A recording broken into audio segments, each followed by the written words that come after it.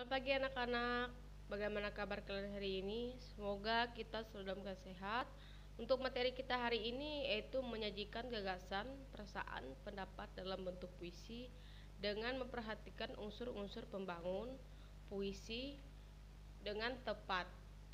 Adapun tujuan pembelajaran kita hari ini setelah mengikuti pembelajaran jarak jauh, moda kombinasi luring dan daring menggunakan WhatsApp atau Classroom.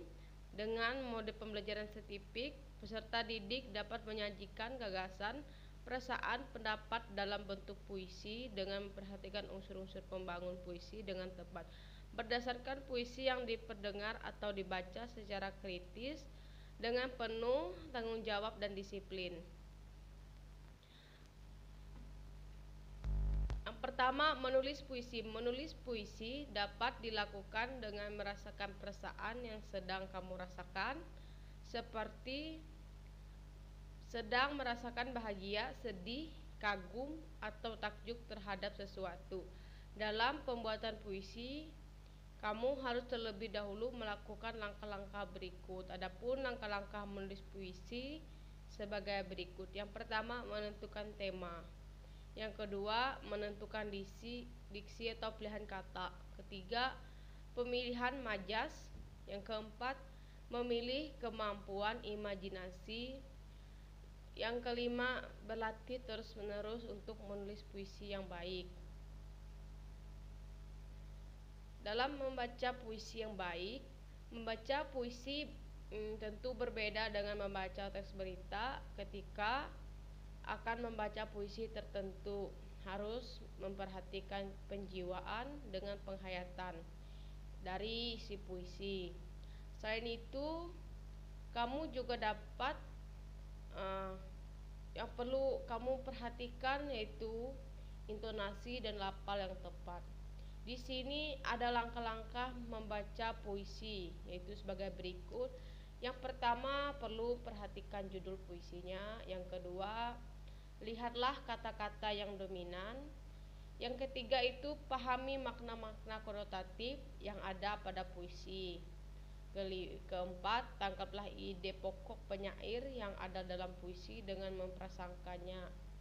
Yang kelima, temukan pertalian makna tiap unit puisi, yaitu kata demi kata, prasa demi prasa, larik demi larik, dan bait demi bait. Membaca puisi juga perlu memperhatikan kualitas suara atau vokalisasi dengan gerak mimik. Aspek suara yang berkenan dengan mengucapkan kata-kata dalam puisi yaitu lafal, tekanan, dan intonasi. Untuk menunjukkan ekspresi atas penghayatan dari puisi yang dibaca, kita perlu perhatikan gerakan mimik, yaitu yang pertama ada ekspresi. Ekspresi pengungkapan atas proses menyatakan, memperlihatkan, atau menyatakan maksud dari suatu gagasan atau perasaan. Yang kedua adalah lafal, yaitu ucapan seseorang pada huruf ataupun kata. Yang ketiga ada tekanan, yaitu kuat lemahnya cara mengucapkan kata atau kalimat. Tekanan ini berfungsi yaitu untuk menegaskan bagian kata yang satu dengan kata yang lain. Yang kelima itu perlu diperhatikan adanya intonasi. Intonasi naik turunnya lagu kalimat, perbedaan intonasi. Yang ketiga itu ada materinya musikalisasi puisi. Musikalisasi ini merupakan kegiatan pembaca puisi dengan cara dilagukan, diberi irama atau diiringi musik yang sesuai dengan isi puisi. Musikalisasi dapat memberikan beberapa manfaat. Yang pertama itu manfaatnya mengunggah perasaan lebih mendalam. Yang kedua, dapat membangkitkan imajinasi.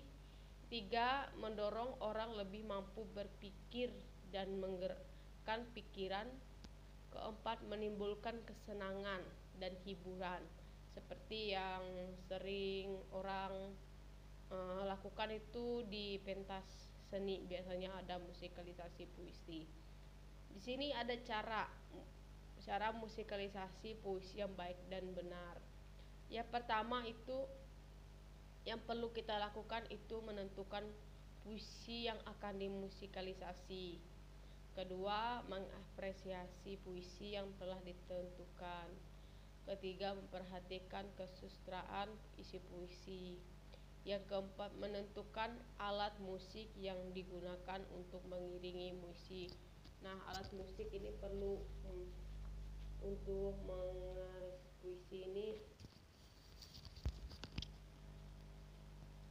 Nah, sampai di sini untuk materi kita hari ini. Jika ada yang ditanyakan, bisa langsung tanyakan ke Ibu melalui Google Classroom atau grup WhatsApp. Sebelum mengakhiri materi kita hari ini, alangkah baiknya kita mengakhiri dengan doa. Sebelum kita mengakhiri, marilah kita berdoa menurut agama dan kepercayaan kita masing-masing. Berdoa mulai. Amin.